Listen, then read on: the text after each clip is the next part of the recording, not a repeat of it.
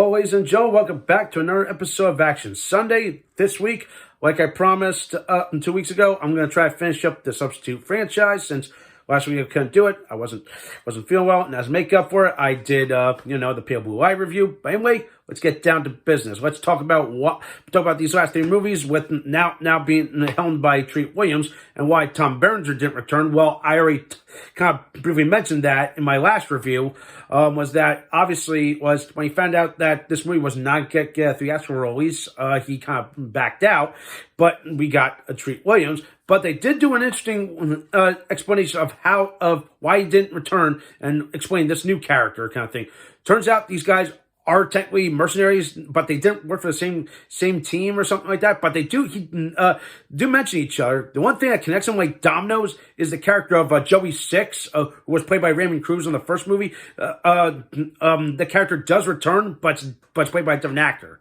So yeah, that's how these guys connect like dominoes. But anyway, so now, of course, now the setting's a little different. Instead of Florida, we're in New York, and the whole crux of this one is that this character, his name's Carl Thompson. It turns out his brother somehow gets killed in a gang attack because his brother was trying to be a good Samaritan by stepping in to save this poor woman that was about to get killed. He dies. Somehow he leaves behind a niece. So Carl Thompson, Treat Williams, he comes in, keep an eye on her, as well as take down some corruption within the local school. So, and that's how it falls into place. So, and just like in the formula of the first movie, gets credentials, goes undercover, and just goes off from there. It gets really interesting, but yeah, the only difference is between this one and the first one is that if you're expecting it to be more like an actual tactical takedown, or especially in the last act, it's a little bit more reserved. It's more like a slow build, more like a crime caper kind of thing. Like he's slowly trying to piece together who is behind everything and all that good stuff. Somehow, there's a very shock twist that does involve his niece, and it's a bit of a very emotional moment / hard scene to watch. I'm just going to leave it at that because I don't want to give much away. But the whole reveal behind who's behind all of it is pretty cool, and just leads to this very visceral brawl in the mail shop kind of thing, because it's one of those kind of things. But yeah, that I'm gonna leave it at that. But it does leave a lot to be expected, especially when it comes to this kind of formula for the substitute. But I feel like it kind of lives up to the first one, maybe a little better, but it depends. I love Tom Berenger because he is such a badass, because I remember him from Platoon. Treat Williams, he slowly is kind of growing on me, even though I only know him as Detective Roger Morris from Dead Heat. By the way, future review. By the way, but yeah.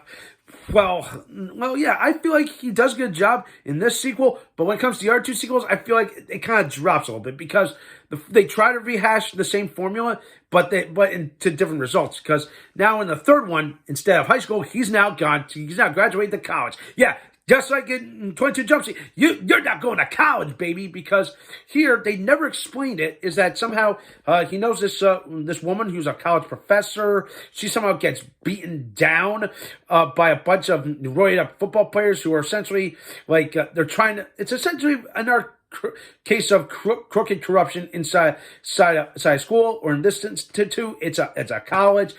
They don't specify what college it is. Well, they do tell you, but I can feel like it's just a fake college, trying to pour some of the same things. Here, it's a little different. He has got a team. He essentially gets all these guys, gets his pretty-ass chick who goes undercover at a bar. And, of course, it gets a little crazy, a little risque. But, man, it's it's really interesting how they take the story here. And, of course, the final act is... kind of leaves me scratch my head. It's okay, it was a bit of a swerve. It's okay, here's what happened. But I'm here's the real master. I'm wow. And but there's some really great moments in the final act. There's some explosions, there's some guns, a little bit of limbs getting decapitated or losing, I mean? Someone loses an arm with an arm. I'm Jesus, this is intense stuff. But and then in the end, it's It's all good. Then, of course, yeah, I'm like, it kind of leaves a little bit of a sour taste in my mouth, but I'm expecting more. But then I thought that was it for the Substitute franchise. Nope. It turns out there was a fourth one. So where do we go from here? So we go from a high school in New York to a college, and now we go to a military academy. Yeah, and again, they don't explain like on some of these characters. Again, this is the one thing that I noticed across the last two movies is that they introduce new characters or an interesting wrinkle to Carl Thompson's backstory. It's like, okay, who the hell is this guy now? It's like, okay, now his friend who's retiring from the Army Academy or wherever it was. He's telling him that I need you to go undercover because this new guy. I don't like where he's going with it. He's essentially turning the institute into a neo-Nazi hideout. I'm like, oh goody, white supremacy, folks, not a cool thing, especially after finding this and compared to today's culture. I'm like, goody. So where do we go from here? Wow, this one was just really slow and just really, really like I have no idea what the hell we were thinking. It's like. I get they were trying to limit Treat Williams' ability because I think he was going into this movie with probably a couple of bum injuries. Like I think it was like a broken knee or something like that. I'm not 100% sure, but you could tell like Treat Williams could still kick some serious ass. And of course, if it's about his age, I'm gonna be like, come on. Look at Chuck Norris, okay? He was still technically making movies around this time, or no, he was just wrapping up Walker, Texas Ranger when this fourth movie came out, because the fourth movie came out in like 2001.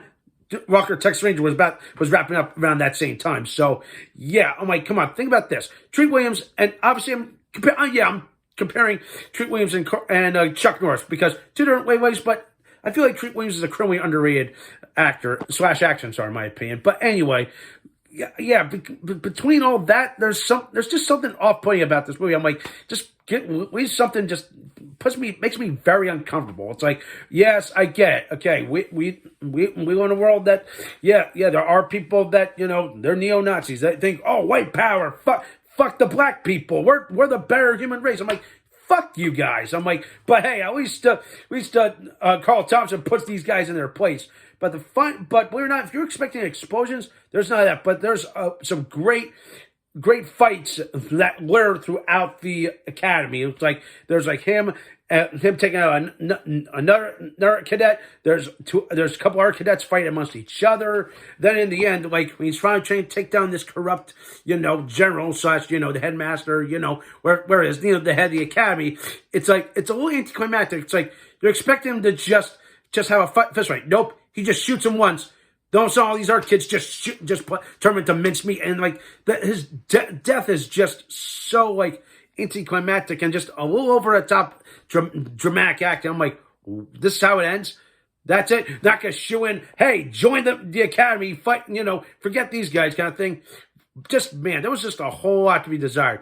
But the other thing that stuck in my craw is that they add in yet another unnecessary romance for Treat Williams' character. I'm like, really? Why? And also, why unnecessary nudity? Like, you really didn't need to do that. I think, again, they were trying to make it stand out, but I feel like it just fell flat.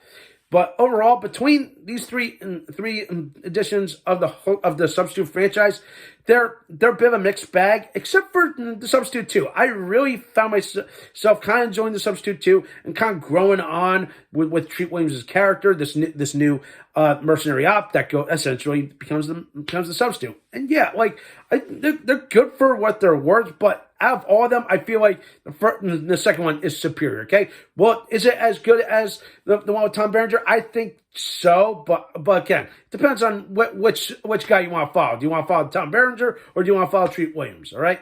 So yeah, if I had to give each of these movies a score, I'm gonna give the Substitute 2 a 7 out of 10, a solid 7 for now. But as for the others, I'm gonna give them both a 5 and a 4.5.